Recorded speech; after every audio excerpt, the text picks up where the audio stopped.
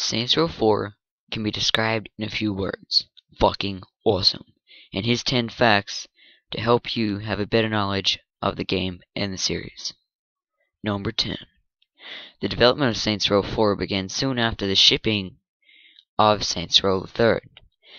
After completion of Saints Row 3, speculation about an upcoming sequel began back in 2011 when a former THQ executive said that Volition was already hard at work on a fourth game in the series.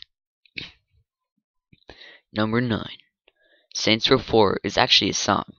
If you Shazam or Track ID the main menu music, you'll get the result saying Saints Row 4 by Malcolm Kirby Jr., who actually produced some of the music in the game. Number 8. The game was refused to release in Australia several times. Okay, so this would have been bad for me being that I live in Australia, but the game was refused classification because of these reasons, and I quote, despite a introduced R18 plus rating for video games, Saints Row 4 has been refused classification in Australia because it includes interactive visual depictions of implied sexual violence which are not justified by context.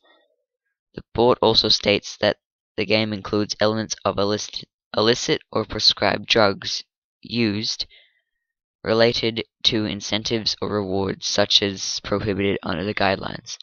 However, luckily, Deep Silver and Volition worked to make a low violence version which released in Australia. Number 7. Saints Row 4 was originally positioned as Saints Row the Third: Enter the Dominatrix. Saints Row 4 was originally supposed to release as another game, Saints Row the Third: Enter the Dominatrix. The title was announced in 2012 as a standalone game, and it wouldn't require to have the full Saints Row the Third game. Number 6. This originally was going to be the last game in the series. However, Volition has already announced the new Saints Row game called Saints Row 4: Get Out of Hell, which will be released early next year. Number 5. Saints Row 4 plot takes 5 years after the happenings of Saints Row 3. So 5 years after the events of Save Shaundi, ending in Saints Row the Third, the leader of the Third Street Saints is elected president of the United States. It's not long before an alien invasion occurs, and protagonists and the Saints are kidnapped by aliens known as the Zin and the leaders Zinyak. The player is transported to a virtual version of Steelport where the player can use superpowers to fight against the Zin Empire.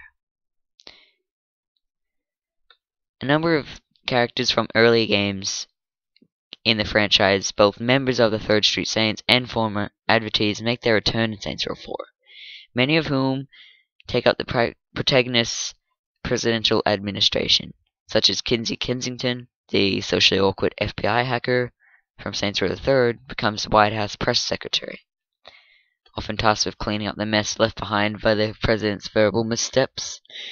Benjamin King, the former leader of Vice King's gangs from the original Saints Row game, becomes the president chief of staff, while Pierce Washington has appointed the communications director.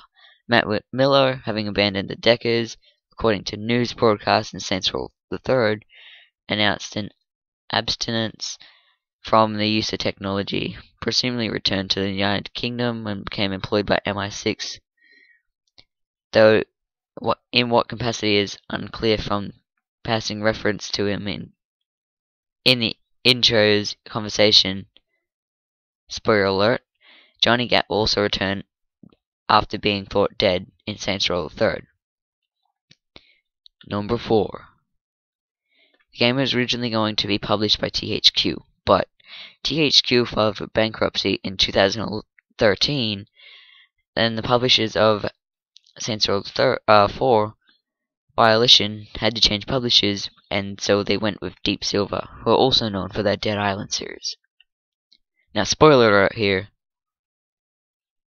Gat is back, bitches.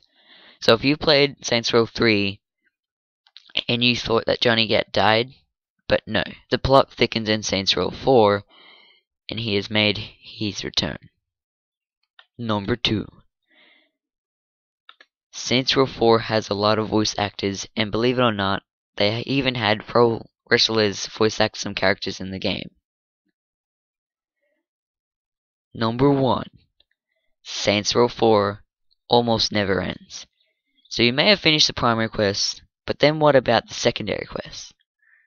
And the co-op, and the co-op activities, and the single player activities are always around, so the game has a lot more gameplay to do than just the primary quest. They're about half the game, while everything else is like another half. So, hey guys, thanks for watching my first countdown video. If you want to see my gaming channel, the link is in the description, or you can click here. And remember to subscribe for more. Destroy that like button. And as always, thanks for watching.